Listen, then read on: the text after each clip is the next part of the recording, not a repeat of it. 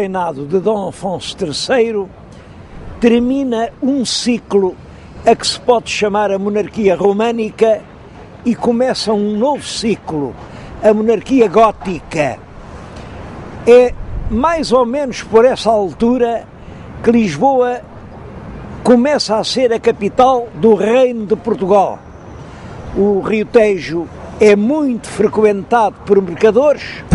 El Rei vive aqui neste castelo, um castelo que já vinha do tempo dos mouros, embora por vezes ande pelo país. Os altos tribunais têm a sua sede em Lisboa. Não é possível estabelecer uma data certa do momento em que Lisboa funciona como capital do reino, mas a data de 1255 deve andar muito perto da verdade.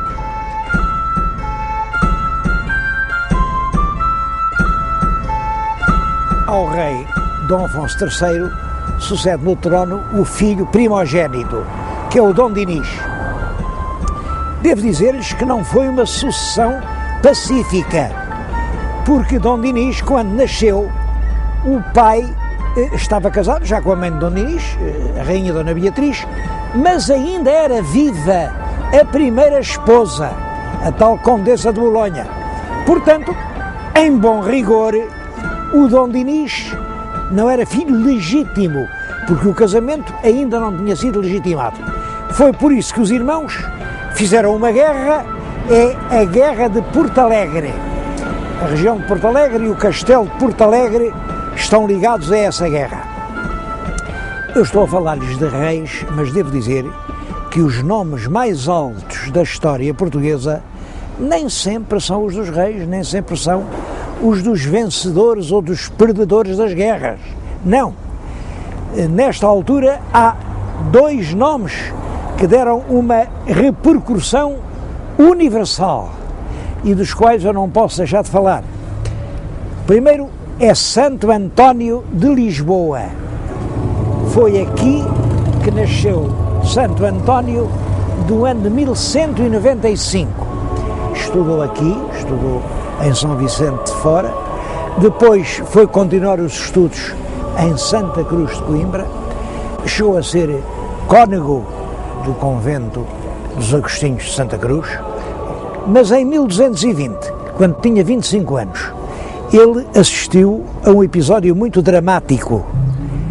Passaram por Coimbra 5 frades franciscanos que iam a caminho de Marrocos para convencerem o norte da África de que o verdadeiro caminho para Deus não é o que passa pelo Corão, mas é o que segue pelo Evangelho.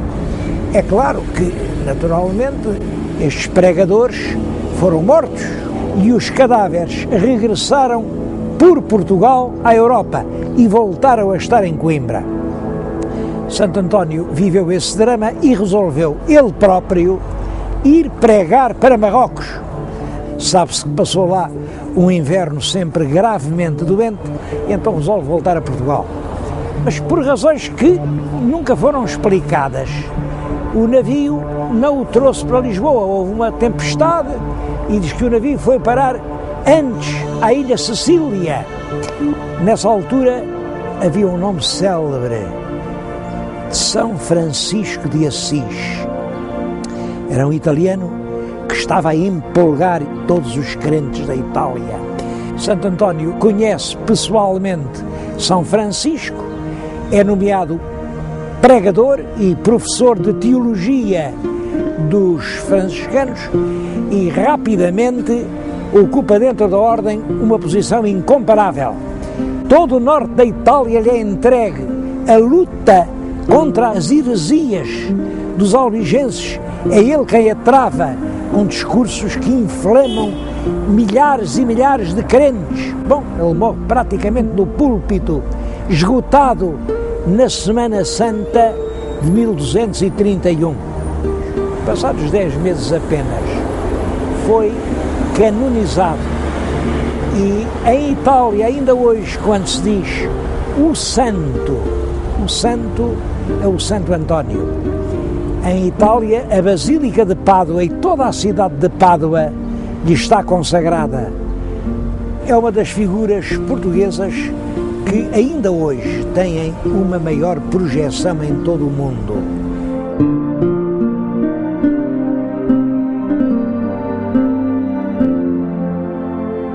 Uma outra grande figura de português do século XIII é Pedro Spano. Pedro Spano nasceu também em Lisboa, não sabemos ao certo onde, mas Lisboa era pequena e, portanto, não seria aqui muito longe das muralhas da Catedral. Ele era filho de um médico de Lisboa e veio a ensinar medicina e lógica em várias universidades da Europa. Adquiriu com isso um prestígio tão grande que veio a ser eleito Papa no ano de 1277. É o Papa João XXI. Como lógico, deixou uma obra que durou séculos.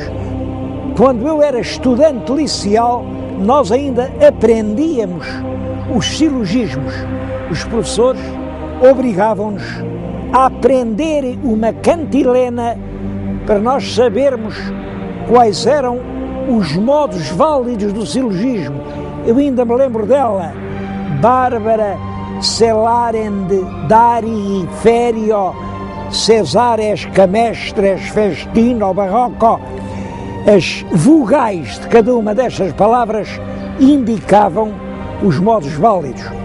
É claro que esta cantilena é apenas uma mnemónica.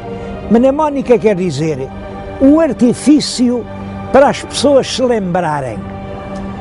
Mas quando um artifício inventado por um professor é aprendido pelos estudantes 700 anos depois de ele ter vivido, é porque era realmente um grande professor.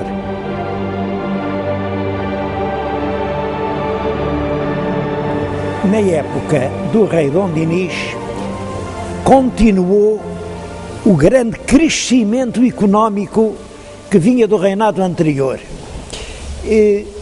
Os dois reinados juntos, Dom Afonso III e Dom Dinis, prefazem 77 anos e pode realmente dizer-se que durante esse longo período Portugal nunca deixou de crescer. Eu estou a dizer-lhes isto aqui num ambiente bem dionisino. É um claustro mandado fazer pelo rei Dom Dinis no mosteiro de Alcobaça e que dá perfeitamente na sua grandeza, na sua solidez, uma imagem dessa época. O comércio desenvolveu-se muito. Em 1293, o rei confirmou a Bolsa Marítima. A Bolsa Marítima era uma organização dos mercadores portugueses que faziam um depósito de uma parte dos seus lucros para cobrir os prejuízos das viagens. Há muitos outros sinais de progresso. A língua portuguesa, o nosso idioma, é declarado idioma oficial e é essa língua que se passa a usar nos documentos públicos, em vez do latim. Em 1288, o rei Dom Dinis conseguiu do Papa autorização para que funcionasse em Portugal o primeiro estudo geral. Como sabem, é a origem da nossa universidade. As fronteiras terrestres foram delimitadas pelo Tratado de Alcanices. A partir daí, o Portugal continental teve quase praticamente a mesma configuração e nós somos uma das nações do mundo com mais antigas fronteiras. Um outro ato importante desta época é a criação da Ordem de Cristo, porque o Papa tinha extinguido os templários e tentava confiscar os seus bens. O rei Dinis tinha acabado a guerra com os mouros em terra, com a conquista do Algarve, Mas essa guerra prosseguia no mar e quem estava especialmente incumbido da guerra contra os mouros eram os templários e agora os cavaleiros da Ordem de Cristo. E é por isso que os navios dos descobrimentos ainda trazem nas velas a cruz da Ordem de Cristo.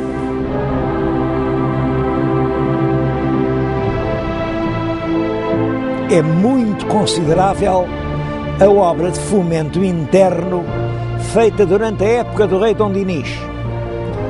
Ele fundou vilas novas, instituiu feiras, mandou enxugar pântanos, construiu mosteiros e fortalezas. É impressionante a lista de obras que consta na crónica de Dom Dinis do Rui de Pina. Ele construiu Serpa, e Moura, e Olivença, e Campo Maior, Monforte, Arronches, Porto Alegre, Marvão, Castelo de Vide, e Borba, Vila Viçosa, Arraiolos, Alandroal, Monsaraz e a Jurumanha, e fez a Torre da Beja, e na Beira ainda fez Avô e o Sabugal e Castelo Rodrigo. Eu só não continuo a lista até ao fim, porque não posso preencher este tempo só com o reinado de Dom Dinis. Mas é, na verdade, uma obra muito notável. É claro que esse enorme número de obras da iniciativa real, e portanto pagas pelo erário real, significa um grande aumento de riqueza. É que tinha aumentado muito o número das feiras, só até ao fim do século XIII há 30 feiras novas em Portugal, aumenta a moeda circulante, a extensão dos campos arroteados quase duplica e com isso cresce a produção do azeite e do vinho, que depois vêm os mercadores ambulantes, compram nas feiras locais e vão vender no Mediterrâneo, vão vender no Norte da África, vão vender nas Flandres e, com tudo isso, as alfândegas têm grandes rendimentos.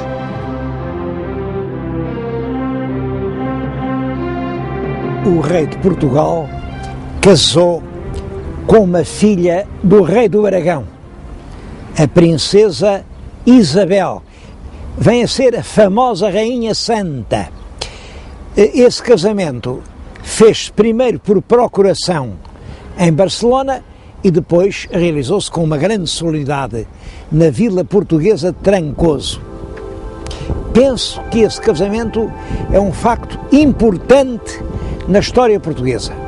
Importante tanto pela personalidade da Rainha Santa, que se vai revelar uma grande defensora da paz, tanto no plano interno, porque o país estava dividido em frações que se degladiavam de morte, como no plano internacional, em que ela procura que Portugal tenha uma posição de árbitro, de medianeiro entre as várias nações hispânicas. A rainha, em virtude dessa sua ação, foi rodeada, ainda em vida, por uma espécie de auréola de santidade. O povo atribuía-lhes milagres e ela veio realmente a ser beatificada, ainda no Renascimento, pelo Papa Leão X e depois canonizada, mas isso já no século XVII, pelo Papa Urbano XVIII. Este é o mosteiro de Santa Clara a Velha. A rainha, já nos últimos anos de vida, é por volta de 1330, ela morreu em 36, manda fazer um sepulcro lindíssimo e a ideia dela era ficar aqui, nesta igreja de Santa Clara, que ela própria mandou construir.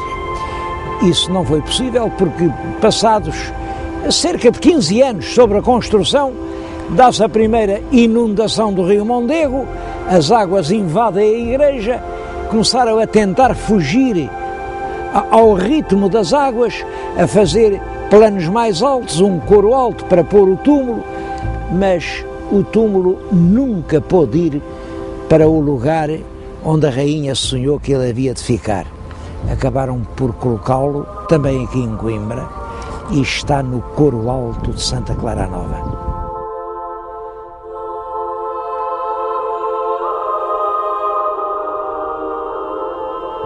O reinado de Dom Dinis termina tragicamente. O rei Dom Dinis, da esposa, tinha um único filho, o Dom Afonso, que era, portanto, o futuro rei de Portugal. Mas fora do casamento tinha vários filhos bastardos e tinha uma grande predileção por um deles, que era realmente um homem de grandes qualidades, que era o Dom Afonso Sanches. Uma predileção tão grande que chegou a pegar nesse filho bastardo e a nomeá-lo mordomo-mor do reino. O herdeiro do trono, infante Dom Afonso, que é o futuro rei Dom Afonso IV, chegou a acusar o pai de o querer substituir no trono pelo irmão, pelo Dom Afonso Sanches, e revoltou-se abertamente. Bom, isto é a explicação que se costuma dar. Os documentos que se conhecem revelam que, em parte, esta intriga é verdadeira e que este foi o motivo direto da revolta. Mas é claro que, por detrás da Guerra Civil, havia contradições muito mais profundas. A acusação que o infante revoltado fazia ao rei seu pai era a de que ele não governava com justiça. Essa expressão governar com justiça tem na época muitas vezes o sentido de manter o equilíbrio entre grandes e pequenos. Na realidade, é certo que a partir do início do século XIV, ano de 1300, o rei Dom Dinis deixa de convocar as cortes, dá realmente proeminência aos grandes nobres, faz grandes doações e alguma razão tinha realmente o infante e as forças que o apoiavam para se revoltar. A guerra, com pequenos intervalos, durou desde 1320 a 1324.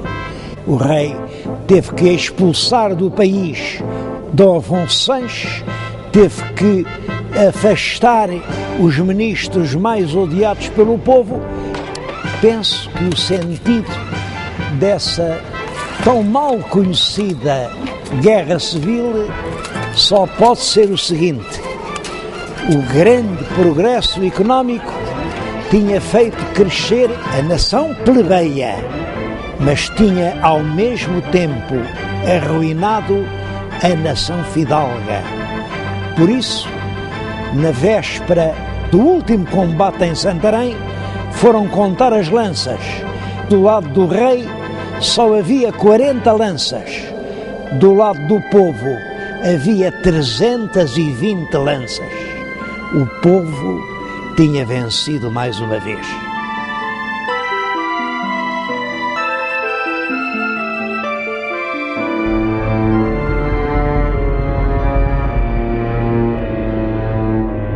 O século XIV foi um mau século para toda a Europa ocidental e Portugal não fez exceção. É realmente o século da fome, da peste e da guerra. Os progressos do século XIII tinham aumentado muito a população. As cruzadas tinham feito surgir grandes cidades, a riqueza circulava por toda a parte, mas a população aumentou muito e começam a surgir grandes fomes.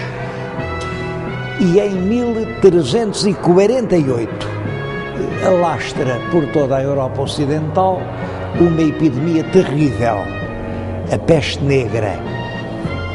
A peste negra matou, em certas regiões, cerca de 1/3 da população e teve efeitos sociais muito importantes, porque os trabalhadores que aceitavam trabalhar nos campos já não eram muitos, agora com a peste negra são ainda menos, e eles deixam de querer servir pelos regimes antigos, que era o trabalho a bem fazer, quer dizer, trabalhava-se o ano inteiro em troca do bem que o amo lhes quisesse fazer. Isso significa trabalhar em troca da subsistência. Agora o trabalhador já exige que lhe deem dinheiro pelo seu dia de trabalho. Chama-se isso um ganha-dinheiro. Era uma palavra odiosa, o ganha-dinheiro. Corresponde, é claro, ao proletário de hoje. E eram pessoas que, se não lhes pagassem, não trabalhavam. Isto hoje pode parecer-nos estranho, porque é a regra absoluta, mas na Idade Média não era assim. No século XIII e daí para trás, as pessoas trabalhavam sem qualquer salário, apenas em troca do pão que comiam. Além da peste, a guerra. É um século ensanguentado por grandes revoltas dos camponeses contra os seus senhores, pelos saques dos castelos e das abadias, pela guerra dos flamengos contra os franceses, pela guerra dos turcos contra os cristãos e pela guerra dos 100 anos entre a França e a Inglaterra, uma guerra que começa em 1337 e que vai durar 100 anos. É claro que Portugal não escapa a essa enorme crise.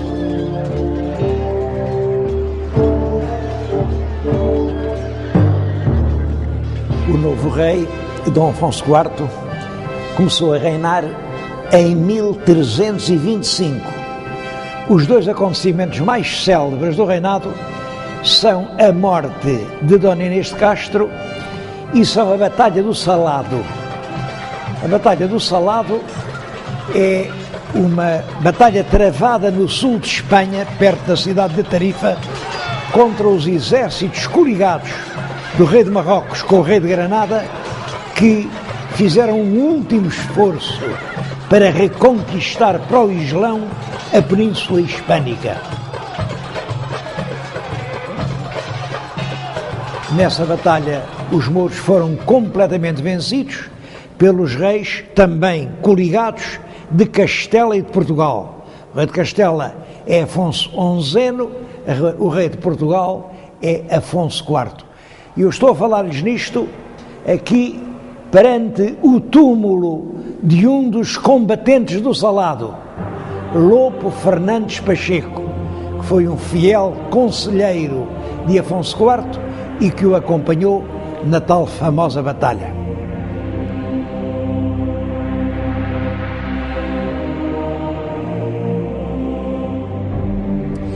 A morte de Inês de Castro deu-se no ano de 1355. Esse é um dos episódios mais famosos de toda a história de Portugal. E é possível que essa celebridade se deva a dois factos. O primeiro é a atenção que Camões lhe consagrou nos Lusíadas. O segundo é aos grandes túmulos que o rei Dom Pedro mandou construir.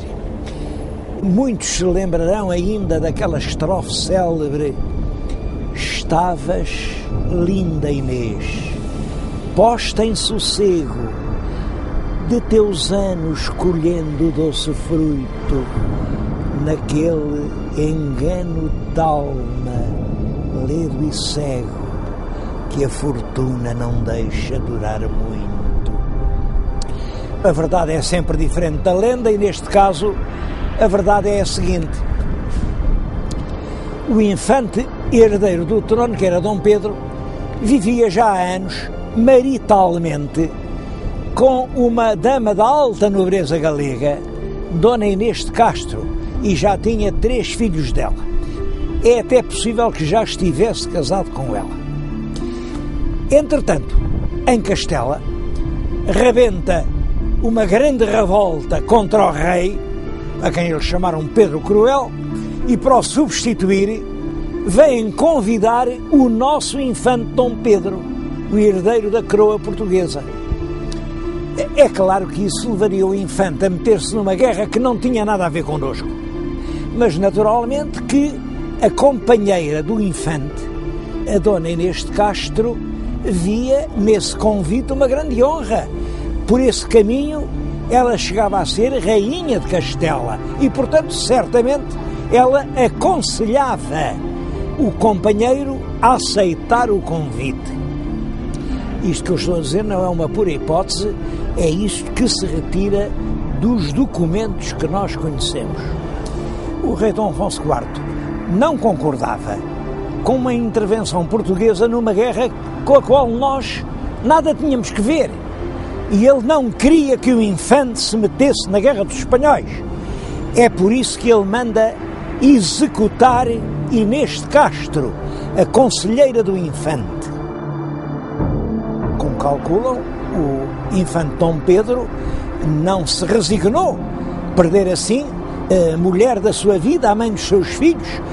Revoltou-se, o país entrou numa onda de violência, até que Dom Pedro sucede no trono ao pai, declara solenemente que Inês era a sua esposa, que os filhos do casamento eram filhos legítimos e mandou lavrar os mais belos túmulos que até hoje se fizeram em Portugal.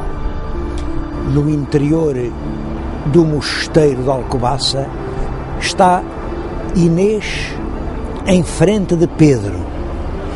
Os anjos sustêm-lhes as cabeças e parece que eles aguardam a hora em que vão soar as trombetas do juízo final. Quando isso acontecer, os mortos vão ressurgir dos seus túmulos. Eles vão abrir os olhos. Inês vê em frente de si Pedro. E Pedro, a primeira palavra que vai dizer é Inês. Num dos túmulos há uma legenda que diz: até ao fim do mundo. Eu acho que esta é uma das mais bonitas lendas de amor de toda a história da Europa. E eu não entendo bem como é possível que hoje todo o mundo se comova diante dos túmulos de Romeu e Julieta, que nunca existiram, senão na imaginação de um genial poeta inglês, e permaneça tão impassível perante estes túmulos verdadeiros de uma das mais dilacerantes histórias de amor que jamais no mundo se contou.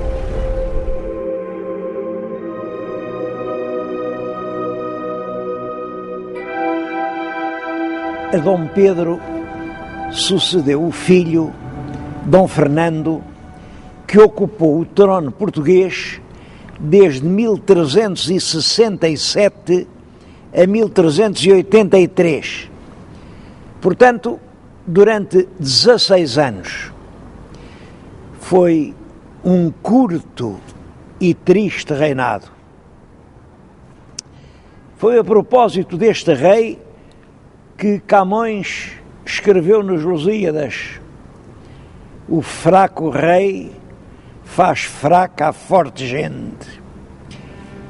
O país estava profundamente dividido entre grandes e pequenos, como sempre, entre partidários da Aliança Inglesa e partidários da Aliança Francesa, e todavia era preciso escolher entre os fidalgos, os mercadores, os mosteirais, e o rei não tinha nem a força, nem o carisma indispensável para conseguir agrupar e dominar essas contradições.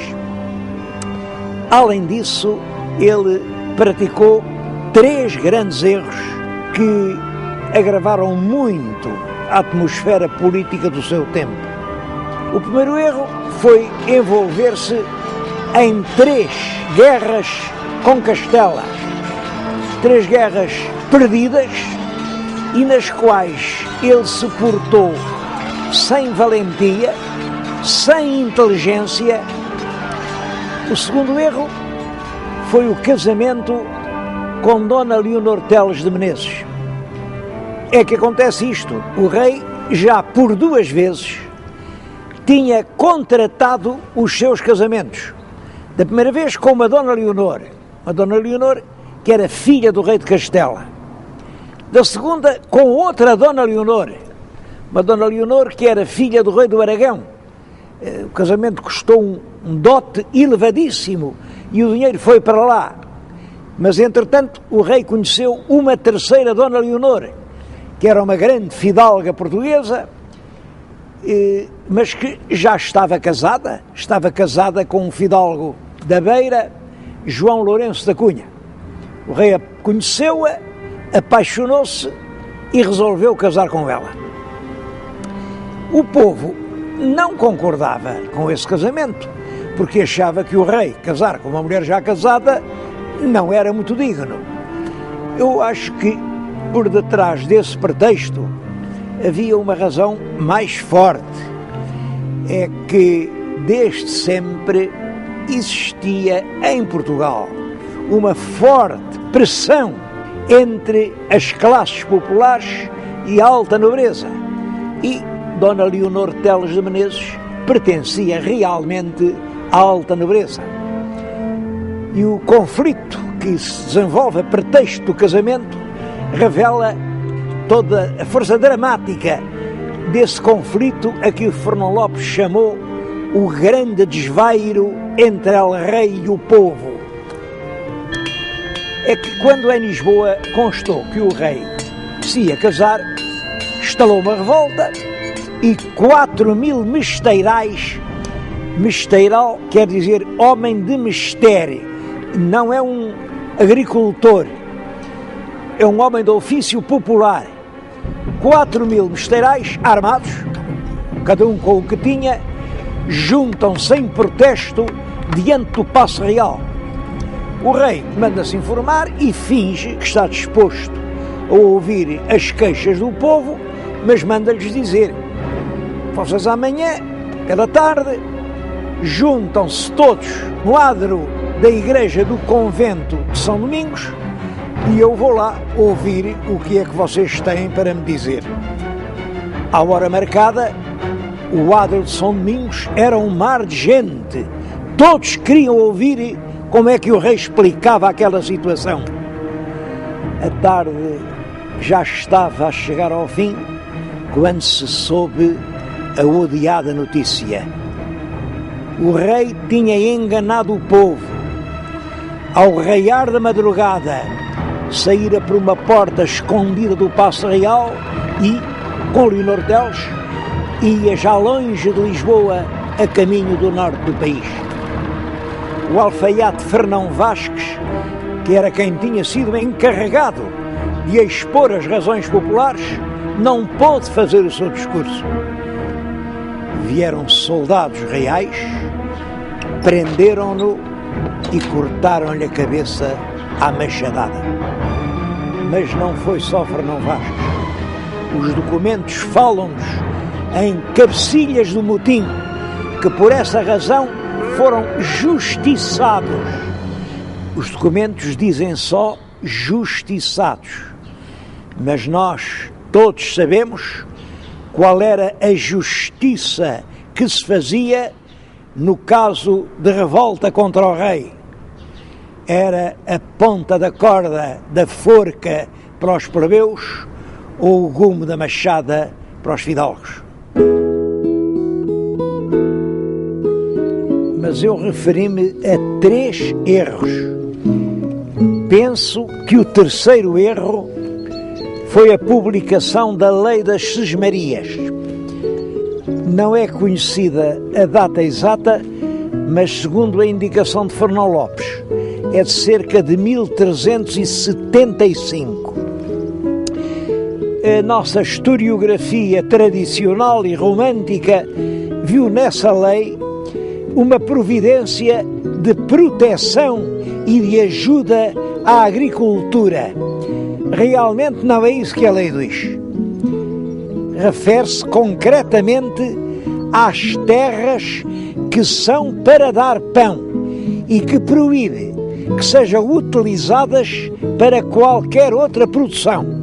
Eu estudei algumas centenas de contratos de exploração rural e repete-se constantemente esta expressão: o lavrador tem de dar ao Senhor ou 1/3 do pão que Deus der, ou 1/4 do pão que Deus der, ou 1/5 do pão que Deus der.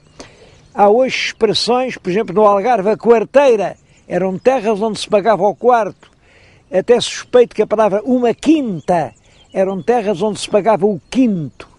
Mas sempre do pão que Deus desse. Naturalmente, se o lavrador não semeasse o trigo, mas pusesse o bacelo da vinha ou as empas da oliveira, Deus não dava pão nenhum. E do vinho e do azeite, o lavrador nada tinha que pagar. É, portanto, para corrigir essa situação, em benefício da nobreza, mas em prejuízo dos lavradores, que o rei Dom Fernando publica a lei das sesmarias.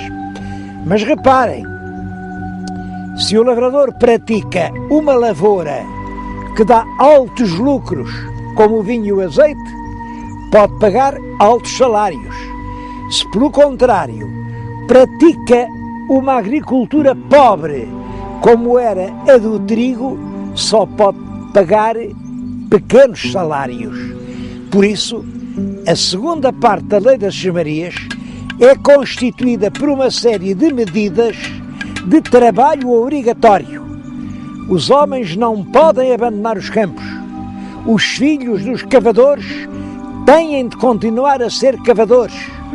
É proibido irem para a cidade, porque é necessário garantir mão de obra para a lavoura do cereal.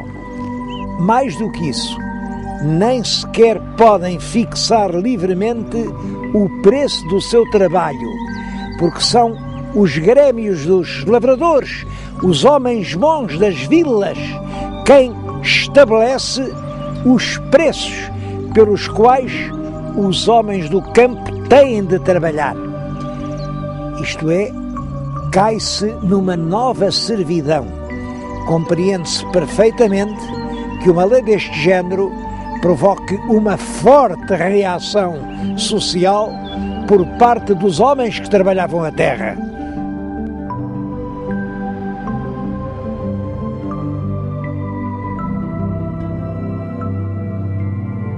Dom Fernando morreu, parece que minado pela tuberculose, nos primeiros dias de outubro do ano de 1383. Morreu o rei e o que é que vai acontecer agora? Bom, o rei deixou uma filha legítima. Era uma menina, tinha 11 anos de idade, Dona Beatriz. Mas como é que uma menina de 11 anos ia reinar sobre um país dividido por forças contrárias, cheio de conflitos, um país com dificuldades por todos os lados? Como? É claro que o pai e a mãe pensaram nisso e resolveram ajudar a filha de uma forma que lhes parecia segura, que era casá-la com um homem que fizesse respeitar os seus direitos de rainha inteiramente. Esse homem era o rei Dom João I de Castela. Era viúvo, já tinha uma certa idade. É claro que a independência de Portugal corria algum perigo com o facto da jovem rainha portuguesa estar casada com o experiente rei de Castela. Mas os nossos diplomatas e os nossos políticos encontraram uma forma muito hábil. Foi negociar um tratado muito completo, muito penorizado, muito prudente, que eram os famosos trautos. Os trautos diziam isto: quem fica a reinar realmente em Portugal é a rainha viúva Dona Leonor Teles. Enquanto não tiver um filho varão com 14 anos de idade, esse filho varão deve ser sempre educado em Portugal, de maneira que saia um perfeito português. Quando o rapaz tiver 14 anos, a rainha cede-lhe o poder e, portanto, Portugal continua a ter um rei português. Era realmente um sistema engenhoso e esperto. Simplesmente o povo não acreditava lá muito nessas espertezas dos diplomatas. O povo pensava, que diabo, se o rei for castelhano, quem manda em Portugal são os castelhanos, o resto são histórias. E por isso, quando, passados 8 dias sobre a morte do rei, vieram fazer a aclamação da rainha, vinham os fidalgos à frente e diziam: Arraial, por Dona Beatriz, rainha de Portugal. E ninguém respondia: Arraial, por Dona Beatriz. Noutras cidades, os fidalgos bem se esforçavam, mas o povo rosnava: Arraial, quem cujo reino for levá-lo-á. Quer dizer, quem tiver direito ao trono é que vai ficar com ele. E houve mesmo cidades onde o povo respondia em plenas vozes: Arraial, por Dom João, rei de Portugal. Esse Dom João era o filho mais velho do Dom Pedro e da Dona Inês de Castro. Ele estava homiciado em Castela, porque aqui tinha morto uma mulher com quem estava casado, isso aqui é verdade, tinha morto em Coimbra a Maria de Teles e tinha fugido para Castela. Mas esse era o rei que o povo queria, era o jovem e vigoroso príncipe Dom João, filho de Dona Inês de Castro e do bom rei Dom Pedro. Claro que lá em Castela, logo que souberam que aqui o aclamavam, meteram-no na cadeia. O pobre rei Dom Fernando morreu. Morreu o rei, ficou a rainha Leonor Teles. Determinada, corajosa, mas quem a aconselha é o conde João Fernandes Andeiro. Ele é da Galiza. Deram-lhe aqui o título de conde de Orém. Uma família portuguesa, os Menezes, achavam que o título de conde de Orém devia ser lá na família. E bastou isso para uma grande parte da nobreza começar a odiar o novo conde de Orém, a quem só chamavam, assim um pouco por desprezo, o conde Andeiro. O conde Andeiro é fundamentalmente um diplomata. Conhece bem a Inglaterra, conhece bem a França e, sobretudo, está consciente da gravidade das soluções que ele tem de tomar. A Europa mergulhou na Guerra dos 100 anos. Portugal tinha o seu comércio marítimo muito dependente da navegação no Mar do Norte. E quem manda no Mar do Norte são os navios da esquadra inglesa. Se, portanto, nós não tivermos o apoio inglês, não vamos exportar nem mais uma pipa de vinho, nem mais uma barrica de azeite, nem mais um fardo de pão. O Andeiro, primeiro, inclina-se para a aliança inglesa. E é daí que vem a nossa velha aliança com a Inglaterra. Mas a verdade é que isso provoca invasões espanholas. E os ingleses não nos vêm ajudar. Por isso ele volta-se agora para Castela. Tenta negociar acordos e alianças, mas naturalmente agora os burgueses não concordam. Estar do lado da França é estar contra a Inglaterra. E estar contra a Inglaterra é estar contra o bom negócio. Era, portanto, preciso mudar de projeto político. Mas para mudar de projeto político tinham de sacrificar o conde João Fernandes Andeiro. Devo dizer que a crónica de Fernão Lopes conta as coisas de uma forma diferente. O que diz é que a rainha Leonor Teles era amante do conde João Fernandes Andeiro e que, portanto, os burgueses de Lisboa, muito indignados com aquele adultério, que coisa horrorosa, então uma rainha viúva há tão pouco tempo, metida lá com o Andeiro, e que resolveram matar o Andeiro. De facto, há sempre uma pequena intriga por detrás de um grande interesse, e não há dúvida que aqui o que está em jogo é a política fundamental do país perante a Guerra dos 100 Anos. À frente dessa conspiração para mudar os rumos da política nacional está Álvaro Paes, um armador de navios, um capitalista de Lisboa, mas estão também os dois grandes chefes da nobreza portuguesa. Está o Conde Barcelos, que é realmente o chefe do poderoso clã dos Menezes, a que pertence a rainha, e está o Conde de Arraiolos, chefe do forte clã dos Castros. Eram as duas mais importantes famílias portuguesas. Pode-se dizer que nobreza e burguesia chegaram a acordo no sentido de uma mudança política.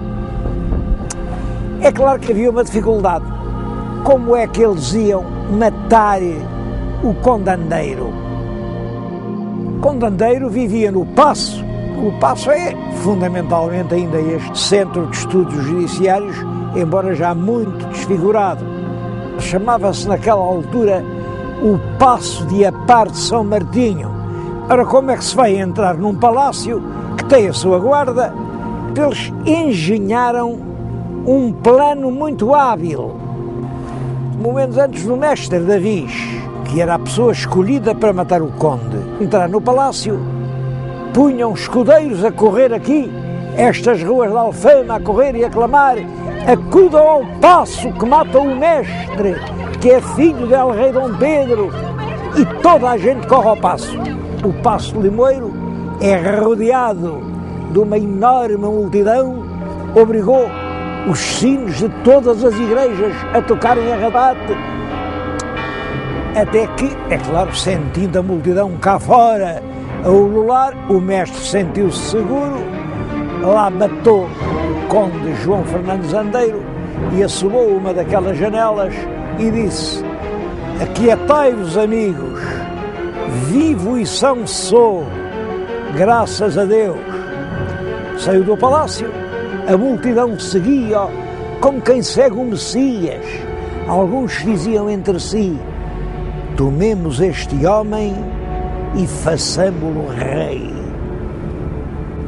É claro que isso era difícil, porque havia irmãos do mestre Davis que tinham mais direitos do que ele, que eram os filhos de Inês de Castro. Mas esses filhos estavam em Castela, tinham sido presos.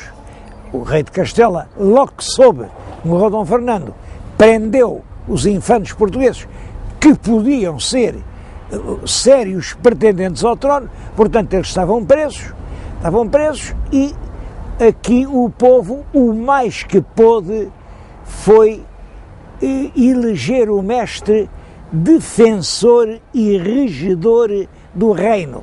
Bom, estas palavras, defensor, carregado da defesa contra Castela, e regedor, encarregado de o reger. Reger, claro, enquanto não vinha o rei que tinha sido escolhido, que era o filho de Dom Pedro e Dona Inês de Castro, infanta Dom João. Naturalmente, isto é uma revolução em Lisboa, uma revolução completa, e o rei de Castela invade Portugal, vem pôr cerco a Lisboa, o cerco dura meses, a cidade passa terríveis provações, mas não há dúvida de que o mestre Davis portou-se com valentia e, a certa altura, começa a cair uma peste mortal. E o rei de Castela, antes que a peste lhe acabasse com o exército, ou até que a peste atingisse a rainha com quem estava casada, a rainha portuguesa, resolveu ir outra vez para a Espanha para refazer as suas forças. O mestre Davis não perdeu tempo. Mandou reunir cortes em Coimbra. Em Coimbra havia um palácio real, o Paço Real da Alcáçova. Este aspecto que atualmente se vê é quase todo do tempo do Marquês de Pombal. Mas o conjunto fundamental do edifício é ainda o Palácio Real da cidade, onde o mestre Davis mandou reunir as cortes de 1385. E o que ele pôs aí foi este problema. O trono está vago. Quem deve ser rei de Portugal? Apresentou um advogado muito inteligente, muito hábil, que era o João das Regras. E o João das Regras disse, bom, a rainha Dona Beatriz não, porque está casada com o rei de Castela, é um perigo. Os filhos de Dom Pedro e da rainha Inês de Castro também não, porque o Dom Pedro, afinal, não casou com a Inês de Castro, portanto, eles são filhos bastardos. Se ninguém tem direito ao trono, vamos escolher o homem com mais qualidades, que é Dom João Mestre de Avis. E assim foi. O Mestre de Avis foi eleito rei de Portugal. E começa assim uma nova dinastia, que é a dinastia de Avis. Entretanto, o rei de Castela volta a invadir Portugal, agora com grandes forças, mas os portugueses vão-se postar no lugar estratégico, escolhido com muita habilidade pelo condestável, isto é, o chefe do exército, Dom Nuno Álvares Pereira, um dos poucos fidalgos que estavam do lado de Dom João I. E no dia 14 de agosto de 1385 deu-se a Batalha de Aljubarrota. Essa batalha representou o triunfo completo das forças portuguesas e marcou praticamente o triunfo da independência de Portugal, porque a guerra continuou nas primaveras de cada ano, em campanhas jamais mortiças. É em 1411 que se faz a paz definitiva entre os reis de Portugal e de Castela e que Castela reconhece a Portugal o direito de ter um rei português.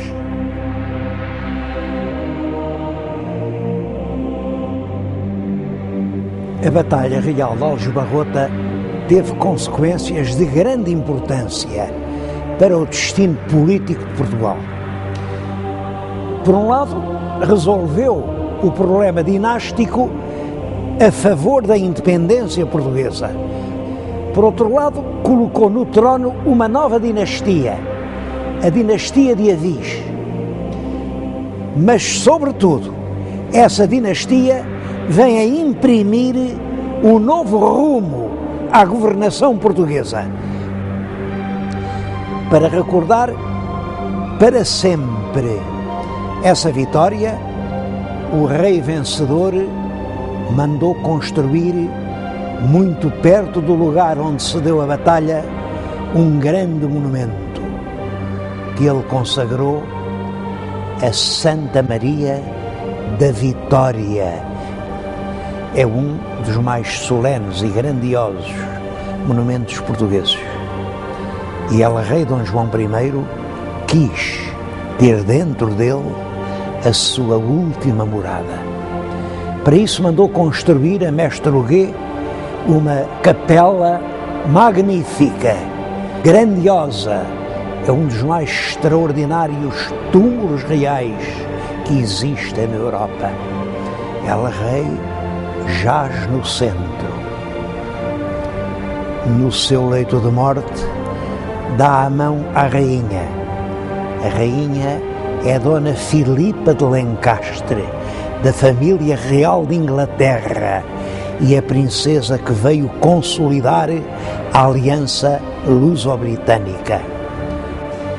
Mas esta capela do fundador marcou para sempre a história com a lembrança del Rei Dom João I, Dom João de boa memória, porque o próprio rei fez escrever nas lajes do seu túmulo os principais acontecimentos do seu reinado, que foi realmente um dos mais longos e mais gloriosos reinados da história de Portugal.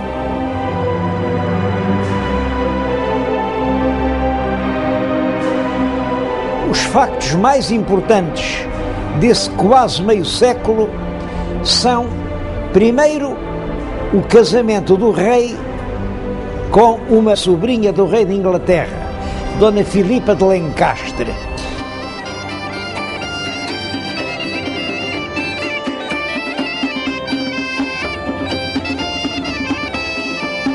Esse casamento vem reforçar a aliança entre Portugal e a Inglaterra, aliança que já tinha sido feita por el rei Dom Fernando, mas que ficou para sempre como uma das pedras angulares da política externa portuguesa.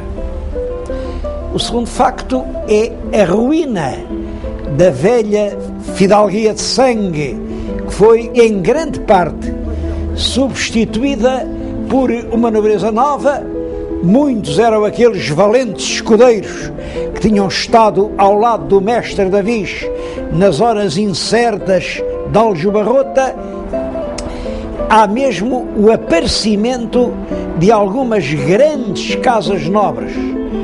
O caso mais importante é a fundação da Casa de Bragança. A Casa de Bragança tem esta história.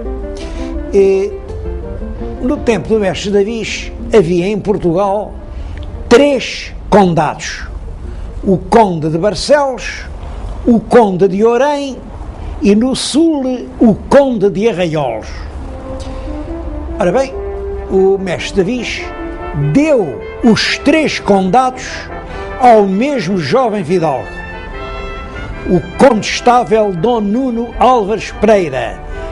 Além disso, deu-lhe inúmeras outras coisas, de maneira que Nuno Álvares era o homem mais rico de Portugal e como tal, constituía um problema para a própria corte. O rei Dom João I, com habilidade, resolveu esse problema. O rei tinha um filho anterior ao casamento, Dom Afonso, e o Nuno Álvares tinha uma filha única. Ora bem, o rei casou esse filho bastardo com a filha única do condestável e, portanto, toda a imensa massa de bens de Nuno Álvares fica agora a fazer parte também da Casa de Bragança, quer dizer, pertence a um filho do mestre Davis. O último facto muito importante do reinado é o da conquista de Ceuta, que é em 1415. É a data que simbolicamente marca o início da expansão portuguesa. O tema das verdadeiras causas da expedição portuguesa a Ceuta é um dos temas mais polémicos da história do século XV. O que o rei Dom João I dizia era o seguinte: ele queria armar os filhos cavaleiros, porque os 3 filhos mais velhos, entretanto, tinham-se feito homens, mas devia, para isso, fazer uma grande festa.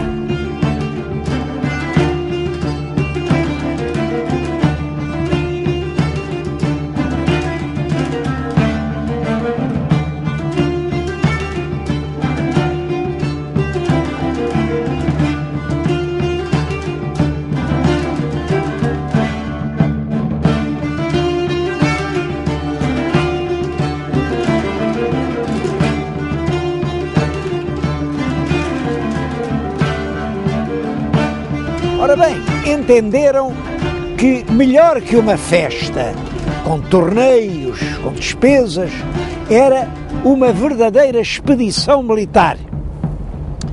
E que por isso, para substituir o torneio que se faria em Lisboa, se organizou a grande expedição militar de que resultou a conquista de Ceuta. Esta versão que foi repetida durante séculos, foi depois posta em dúvida pelos historiadores modernos, que não acreditam nisso e que dizem que não, que as razões predominantes eram razões de ordem económica.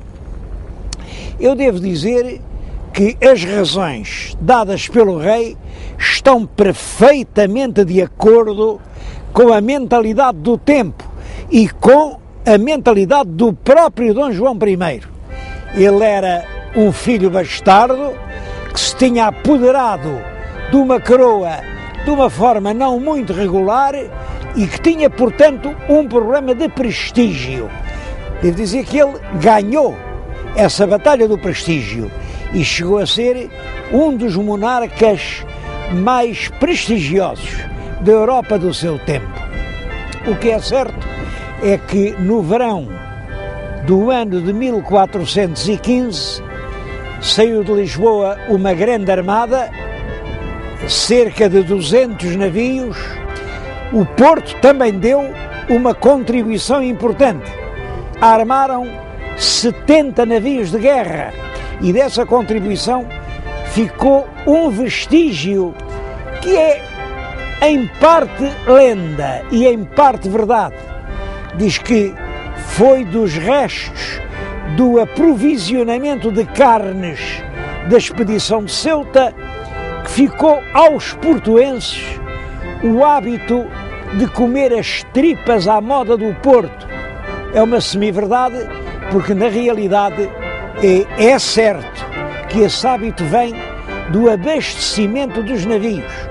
As vísceras não podem ser conservadas e, portanto, eram consumidas na alimentação comum. Só que o abastecimento dos navios não começou com Ceuta, tinha começado muito antes, quando as expedições das cruzadas tocavam no Porto, que era uma região particularmente rica de gado. Cerca de 20 mil combatentes caíram de surpresa sobre a cidade de Ceuta. Logo pouco depois da conquista da cidade, pôs-se um problema. A cidade devia ser conservada em poder dos portugueses ou devia ser destruída e abandonada. O rei Dom João I optou por conservá-la, contra a opinião de muita gente. Por exemplo, o infante Dom Pedro dizia que aquilo era uma espécie de trocar uma boa capa por um mau capelo, porque era um grande servadouro de homens, de armas e de dinheiro, e ele tinha razão. A verdade é que Ceuta ficou isolada por todos os lados, tinha que ser abastecida de tudo e, portanto, a única forma de evitar essa situação era conquistar outras terras que pudessem amparar Ceuta. O próprio rei Dom João I, à hora da morte, fez aos filhos um apelo dramático, que voltassem a passar a África para conquistar a cidade de Arzila. Como dizia o filho de Dom João I, Dom Duarte, disto foram as derradeiras palavras que nos bem pôde dizer. Quer dizer, El Rei morre com esse apelo na boca. Ora bem, a cidade de Ceuta manteve-se sob a bandeira portuguesa desde 1415 até 1640. Com a restauração da independência, os habitantes de Ceuta preferiram continuar ligados à coroa de Castela. Na realidade, não tinham outra solução, porque eram inteiramente abastecidos através da costa de Espanha.